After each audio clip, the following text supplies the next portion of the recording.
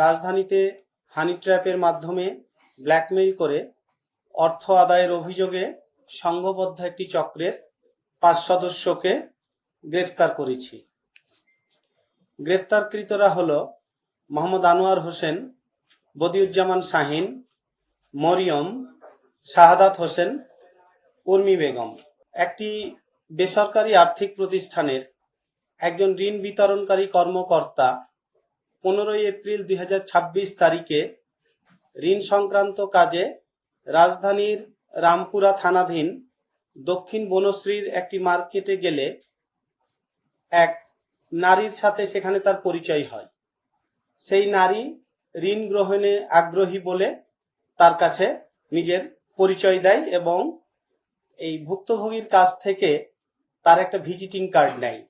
পরবর্তীতে এই ভুক্তভোগীর সাথে ওই নারীর বেশ কিছুদিন মোবাইল ফোনে নিয়মিত কথা হতো এবং তাদের মধ্যে কথা বলতে বলতে একটা ঘনিষ্ঠ সম্পর্ক গড়ে ওঠে। পরে সেই নারী প্রস্তাব দেয় বনশ্রীর ইউনিটি হাসপাতালের সামনে দেখা করার জন্য। তো নির্ধারিত দিনে নির্ধারিত স্থানে পৌঁছানোর পর অন্য এক নারী এই ভুক্তভোগীকে রিসিভ করে এবং রিক্সা যোগে বিভিন্ন গলি অতিক্রম করে খিলগাঁও থানাধীন একটা ফ্ল্যাটে নিয়ে যায়। প্রতি সপ্তাহে সর্বোচ্চবার বিকাশ পেমেন্টে 50 জন হবেন পেমেন্ট চ্যাম্পিয়ন। জিতে নিন টিভি সহ আকর্ষণীয় সব প্রাইজ। ফ্ল্যাটে প্রবেশ করার কিছুক্ষণ পরপরই খুব অল্প সময়ের মধ্যেই অতি দ্রুত সেখানে আরো 4 জন লোক উপস্থিত হয়। তারা উপস্থিত হয়ে এই ভুক্তভোগীকে বেধড়ক মারপিট করে এবং তাকে নগ্ন করে ওই নারীর সাথে তার কিছু আপত্তিকর ভিডিও ধারণ করে।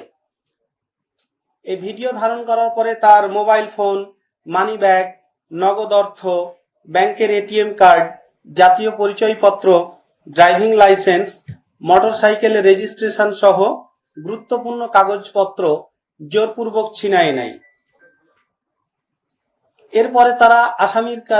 এরপরে আসামিরা ভুক্তভোগীর কাছে 3 লাখ টাকা চাঁদা দাবি করে এবং তার ব্যাংক হিসাব থেকে বিকাশ এবং উপায় অ্যাপ্লিকেশনের মাধ্যমে মোট 1,10,000 টাকা আত্মসাৎ করে। একই সাথে আপত্তিকর ভিডিও সামাজিক যোগাযোগ মাধ্যমে ছড়িয়ে দেওয়ার হুমকি দিয়ে বিভিন্ন সময়ে তাকে ব্ল্যাকমেইল করতে থাকে। একটা পর্যায়ে ভুক্তভোগী বাধ্য হয়ে খিলগাঁও থানায় 22 জুন 2026 তারিখে একটা মামলা দায়ের করে।